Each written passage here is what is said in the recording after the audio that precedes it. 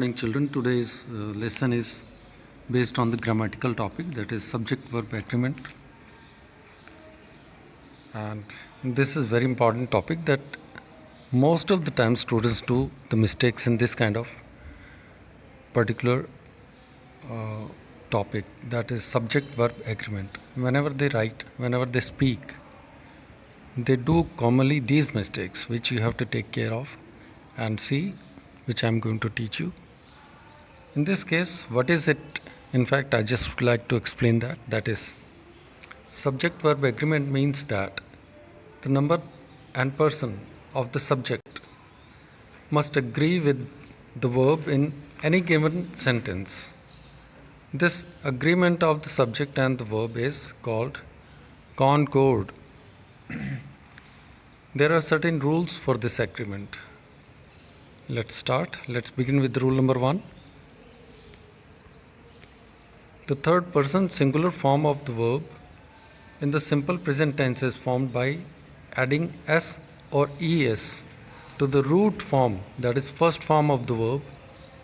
We can use this rule in below mentioned format, that is this rule is also available in the tenses, that is present, simple or indefinite tense. You will find out the same. We have certain examples. You can see the first one is a cow eats. We don't write that a cow eat. S is added to the first form of the verb for singular subject. The singular subject here is cow. I come to the next one, that is she is the pronoun. That is third person singular pronoun she, and we'll just write goes with that. The root form of the verb is go, but we add es to that. The reason of adding es to that is that go contains a vowel at the end, that is o. When there is a vowel at the end of any verb, we have to add es, not s. So it becomes goes. It doesn't become goes. So it is like that. I just come to the next rule. With the help of examples, you can read out and understand more. Now we have rule number 2. According to this rule, we have the second rule, that subject, if it contains one of or one of the, then we have to use the verb, singular verb with it. And we have to see the example. You can easily see every noun or the subjects are highlighted with yellow color, and every verb, whether it's helping verb, auxiliary verb, they are highlighted with green color. So here we have one is subject, that is the quantity of the subject, and here subjects, associated subjects is my friends. But here one of my friends, it means out of many friends, one friend lives in Dehradun. So one and lives are related to each other. That is, there is an agreement. One and lives, both are singular. So we have to add s just after live. That is root form of the verb. I come to rule number 3. When the subject and the verb are separated by a clause or a long phrase, then verb must agree with the actual subject. So we have an example with us, that is the aunt who is irritated today is usually good. So aunt and is are related to each other. I take another example, that is all the songs are good. I'm talking about the actual sentence, that is all the songs are good. In between there is a separation by the phrase or the clause, that is the that she recorded on the computer. It means this is an adverb clause which indicates the quality of the songs. It indicates that which songs, what kind of songs. So all the songs that she recorded on the computer are good. So this is the example number 2, and other examples you can see and easily you will understand rule number 3. I come to rule number 4. Rule number 4 says that when a subject is made up of 2 or more nouns joined by and, the verb to be attached along should be plural. But if 2 of them join to form a compound name or single thing, one thing, then the verb given along with these subjects are singular. So the example is sugar and spice. They become plural. Then verb here is, you can see, are. In example number 2 we have lemon and honey. It is plural. Lemon and honey are sold. Example 3, dogs and cats. They are plural. So we have the plural verb are. So I come to next one. Rule number 5. This rule states that when 2 subjects are joined together by as well as, with, in addition to, and not, and like, then the verb attached along is chosen according to the first subject. Now see the rule. My friends as well as I, these are 2. I and my friends are 2 subjects. So these 2 subjects,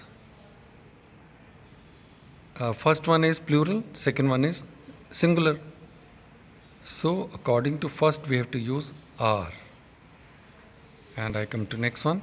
He with his servants. He with his servants. In this case we have 2 subjects, he and his servants. First one is singular, third person. Second one, his servants, which is plural. But is will be used because he is in police custody. With his servant. Actual sentence is, he is in police custody with his servants. So we have to use is here. So these are few examples of rule number 3, 4, 5. Now we have rule number 6, and that states that the words such as each, every, either, neither, and many are followed by singular verbs. So you can see easily with the help of highlighted words, either of the 2 girls is lying.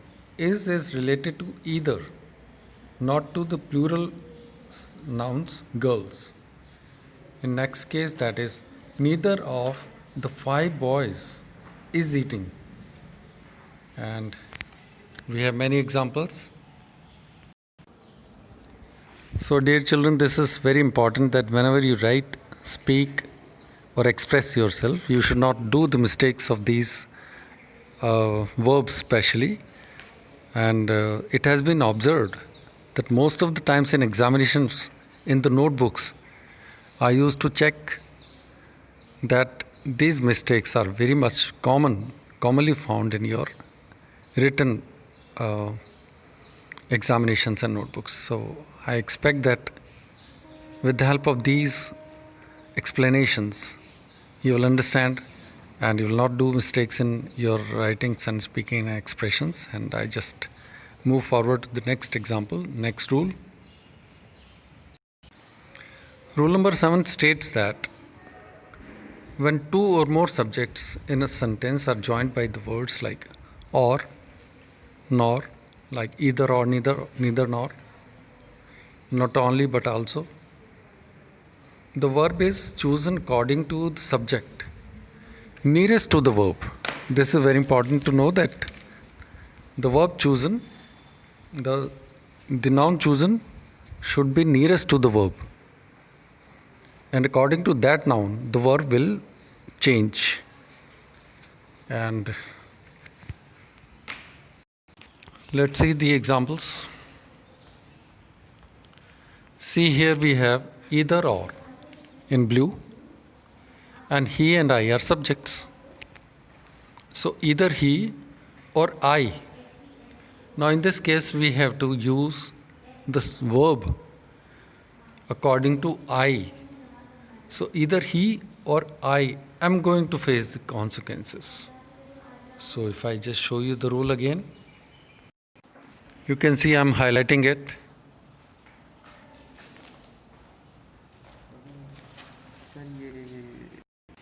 You can easily see the highlighted or encircled part that is nearest to the verb. This is very important here in this rule. So take care of this one.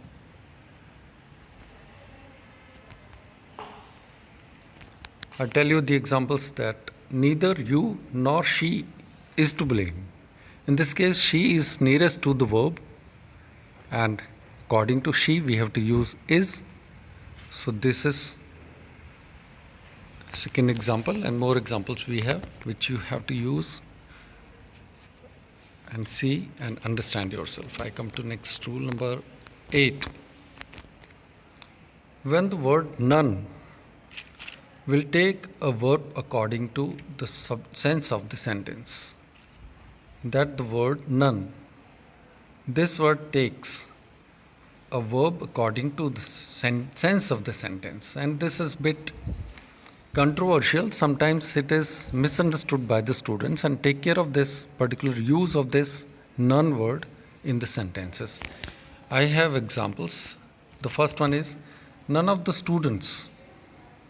Here none is considered to be singular, but in fact the verb reflected on particular nouns, they are students, and according to students we have to use verb WERE, that is were. I come to next one. I asked for a maid, but none was there. So here singular, a maid is singular, and the verb is singular, was. Now this is the part 2 of the video. That is, there was a break in the first part. Now we begin with rule number 9.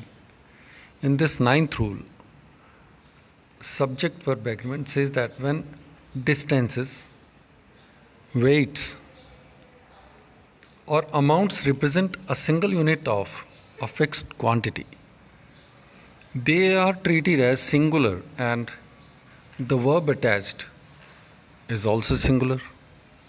We have examples.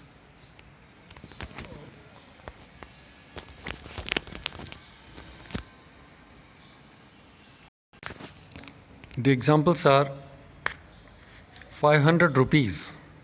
It is a single unit, and we have to use is with this. We don't have to use R as rupees. Seem to be plural, but in fact it is singular. And if you see the word money, money is singular. So money is not enough these days. And in second example, we can see that 100 kilometers, it's a distance, and distance is considered to be singular. That's why we have used is here. And you can see the words highlighted. The subjects or the nouns or the pronouns are highlighted with yellow, and the verb is highlighted with green. So we come to the rule number 10.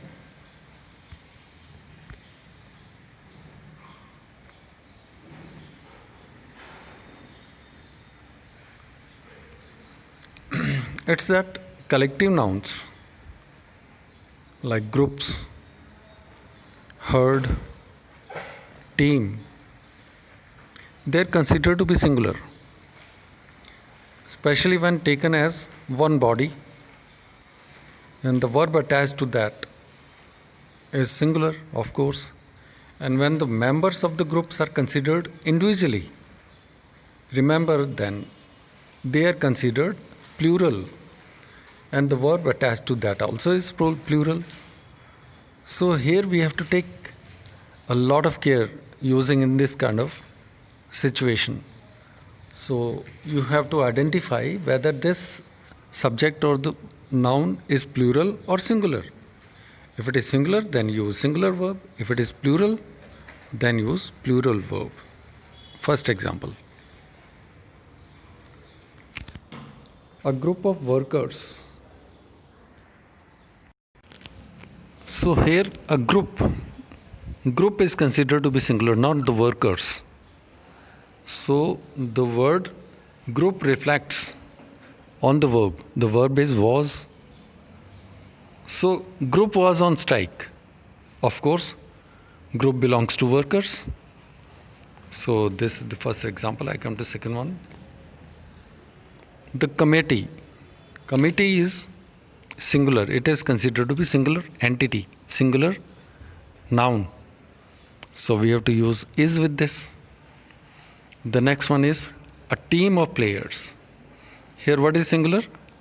In this group of words, the team itself is singular. The players are plural, but players belong to team. But verb belongs to team, not to players. So that's why we have used is.